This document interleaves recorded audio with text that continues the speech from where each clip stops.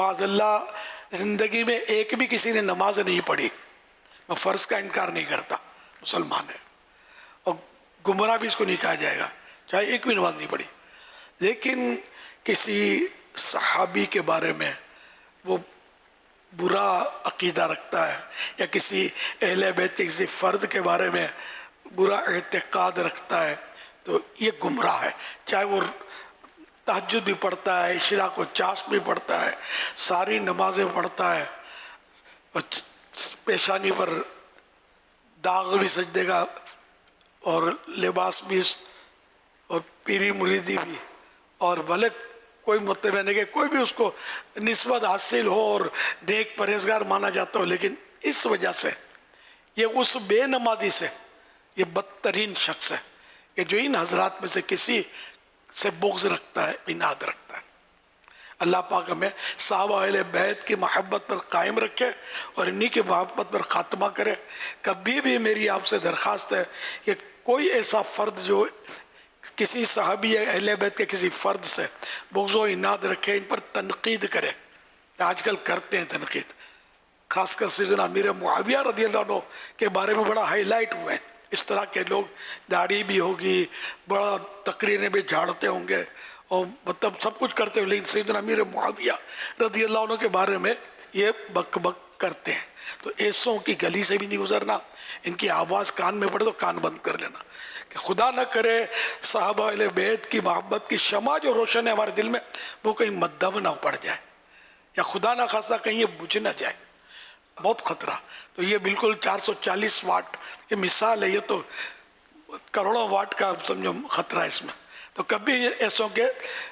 قریب بھی نہیں جانا، بھلے وہ اہل سنت ہی کہلا رہے ہوتے، ان کے قریب نہیں جانا۔ اہل سنت وہ جو میرے آقا امام اہل سنت اعلیٰ حضرت امام احمد رضا خان رحمۃ اللہ علیہ،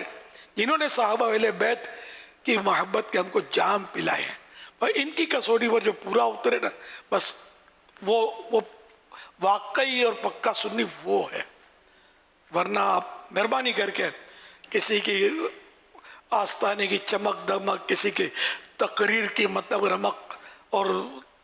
تم تراق اور خطابت کے فن جوہر دیکھ کر پھسل مت پڑنا، ہاں خدا نہ خواستہ۔ میں آپ کی بھلائی کے لیے کہتا ہوں،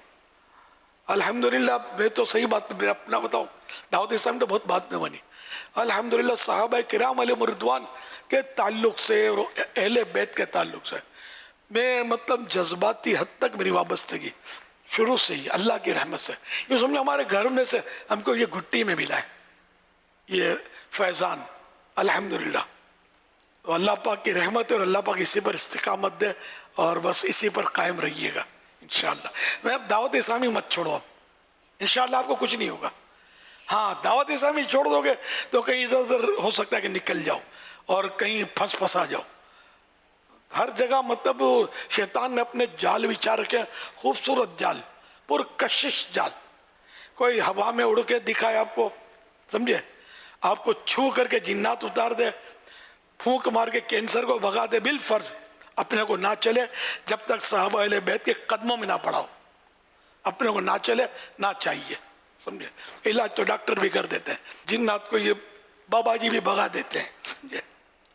تو ہم کو وہ صحابہ اہل بیت کی محبت چاہیے، ان کے ماننے والے چاہیے، ان کے ماننے والے ہمارے سر کے تاج، جو ان کو نہیں مانتے ہمارے پاؤں کی جوتی بننے کے بھی وہ قابل نہیں ہے، خدا کی قسم وہ قابل نہیں ہے، ہم ننگے پاؤں سے ہی ہیں۔ الحمدللہ، صلو علی الحبیب صلی اللہ علی محمد۔